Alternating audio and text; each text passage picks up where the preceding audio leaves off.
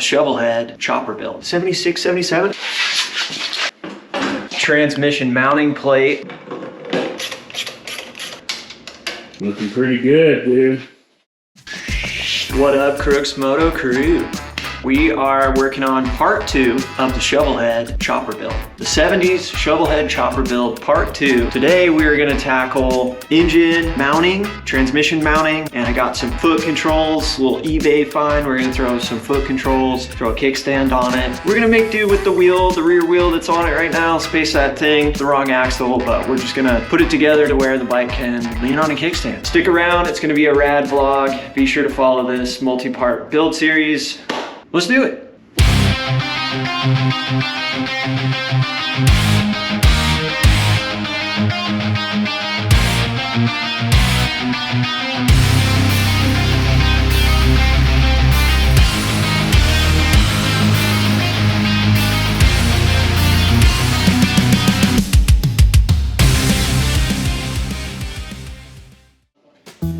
Yeah guys, so you guys have not yet seen the Shovelhead motor that's going in this build.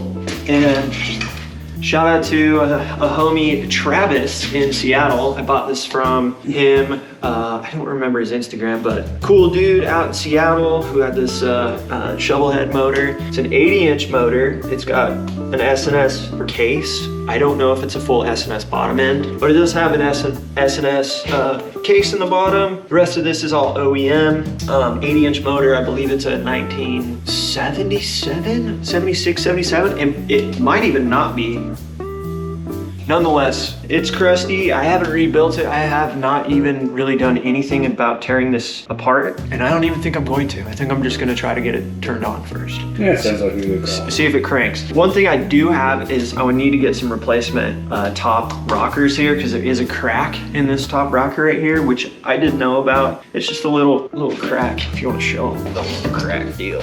It's just got a little crack right there. So it is cracked from the bottom to the top. So damn. Not anything insane, but you know, these are freaking old. And I do have some chrome ones. I haven't test fit them yet, so that might be the one thing that I throw on this motor is the chrome tops. Yeah, I mean, worst case scenario, I got some other oh, another one. I got another Shovelhead motor here, which is an 80-inch from an 81 wide glide. So worst case, maybe I pull these guys and, you know, maybe even pull this cover off too. But a lot of parts will more than likely come from this bike, just as I'm trying to retrofit this guy. So, and we're just gonna start test fitting stuff on the bike and try to get this thing looking like a real motorcycle. All right, so we're rocking a Colony motor mount kit. Got also a Colony transmission mounting kit. I gotta grab the transmission plate that's upstairs in the transmission, but it should in theory work. We have a 1965 transmission. I found that out doing some research on the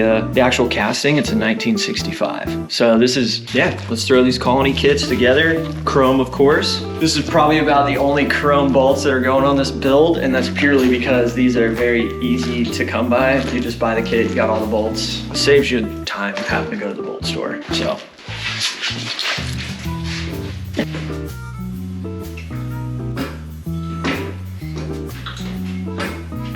Okay, we need to come your way.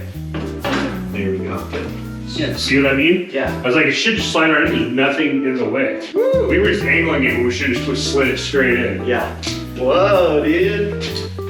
That's a freaking motor, dude. Yeah. Oh. Drop some bolts in, dude. Garage still under construction. Got the chromey boys, dude. Gosh, I wish all the hardware on this bike could be chrome. It is what it is, man. In theory, that's a rear. This one though should have a big one. There should be 4 big ones, I feel like. You think that makes maybe a little more sense? What are the big ones for? Probably the front. And also this is not a stock, this is an S&S case. So maybe on stock, these were bigger. And that's what these washers are specifically like machined to drop in there. But as you can see, they're slightly too big. Right, so that's not gonna be cool. But we do have enough for the 4. But I would assume that these are for like the backside, bottom end of it. But so Definitely spacer on the, or a washer on the top.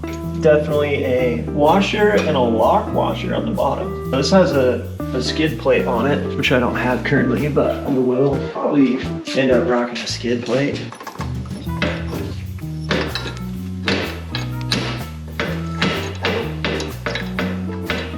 Oh yeah, we're off this way. Yeah, just trying. No, that's like wanting to thread in. Could just be the outer chrome. Grab a socket, and I think that'll thread in there. There's a rat's nest going on your head here. Holy crap. You got like twists in the back, like loops? Yeah, dude. Yeah, it's gone. It's just tight. ½ inch. We got the freaking CROOKS MOTO knot shop hoodies. Dude, yeah. May or may not drop. They may be exclusive to us. We may drop them for a limited time, so. You. Okay, get this one on here. All right, motor in. Next stop, transmission. Next up, transmission mounting plate. All right, guys, so next part, we're gonna put this transmission mounting plate. Got this guy off eBay, and the homie Todd freaking sent me a link. He's like, dude, it was like a $200 plate or $150 chrome like mounting plate. I don't know who makes it, the manufacturer, but he's like, dude, it's on sale for 45 bucks, you should buy it.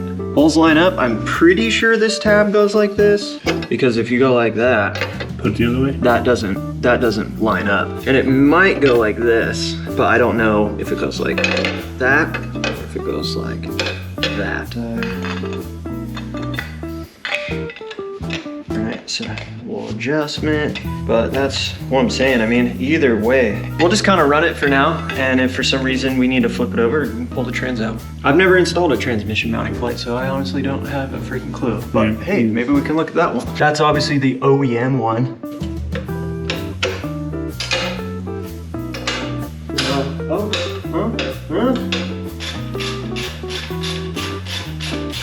All right, so cinching these guys down a little further. All this stuff has to come out when I powder coat the frame and weld onto it, like fender tab and possibly a brake little tab and just all sorts of stuff, right? So this is just mock it up. Colony kit. So this is 65 to 77, so ratchet top. Yeah, we got those two. We got this little tab deal. I don't know what that guy's for. This also like seems like a lot of hardware.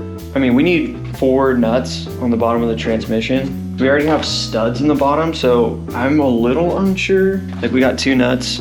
They're not even freaking nylocks, which is kind of dumb. But you know, we got lock washers and we got some washers. I just don't know what the bolts are for. Maybe if you don't have studs in the transmission, you can run these bolts up into it. I don't know. Maybe this also includes transmission mounting plate.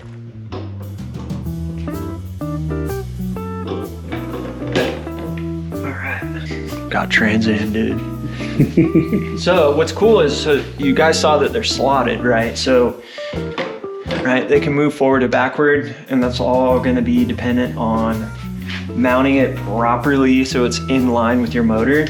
We're not obviously doing that. We don't have a belt drive or anything like that right now to throw on this thing. That is loose.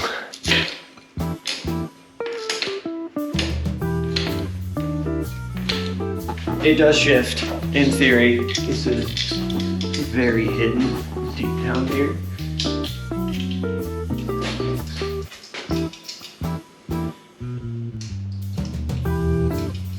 All right, guys, welcome back. So, status update, we got motor, we got trans plate, they're all in. Now we got some foot controls that I scored off eBay for, I don't know, I think they were like 130, 140 bucks. Shovel, pan, big twin Evo, like controls. So, yeah, we're gonna throw those on. I don't have a bolt kit. I had to manually source the bolts. And I did it from this website called Bolt Depot. I don't know if any of you guys out there have ever used it, but it's a website. You can literally, if you know the specs of the bolts you need, you can just order it. But I got all stainless. So these are all 3 like little threaded holes right here. But I looked at the threads inside there and the first couple threads are jacked up. So it just needs to probably be re-tapped. We're just not gonna run that one for now until I run a tap in there and clean out those threads. It's all rusted. This frame's it's literally from 1999, the MSO. It also spent most of its life in Washington. So it was in a guy's shop for like 20 years, just chilling. Now I had to because, so this is just like a cycle, I don't know, cycle source or some, they sell it on Lowbrow, cycle something. It's just one of those kickstand mounts, but it did not lay flush against this bracket because of this tab right here for the kickstand spring. So I had to go buy some spacers and some bolts. I got too long of bolts and the spacers are too big. In theory, this will be fine for now. Now this, I am gonna secure these down because I do want to put the kickstand. Some chrome forward controls, man. And the brake side, which is pretty cool, comes with a master cylinder on it. So that's always an added plus. All right, so we got the other brake side. Cool. So I think with this brake line though, I'm maybe going to look into like a metal line of some sort. Line is gonna come out here. So I might do like a 90 degree, and then it could go back here. Oh, I see what you're saying. And then I can run the brake line down there, which I think is fine because I'm gonna also probably have a front brake. So I can run the front brake line. So there's gonna be a little bit of line, but I think that will work. All right, so that's on. So again, some generic kickstand. Walk up in there. And then it's off pressure.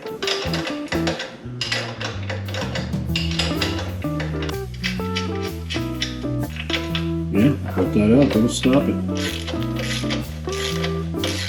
So don't yet have an axle for this bike. I am in communication with Paco right now to get the right size. I'm pretty sure I have a general idea. This is also just a Sportster rear wheel.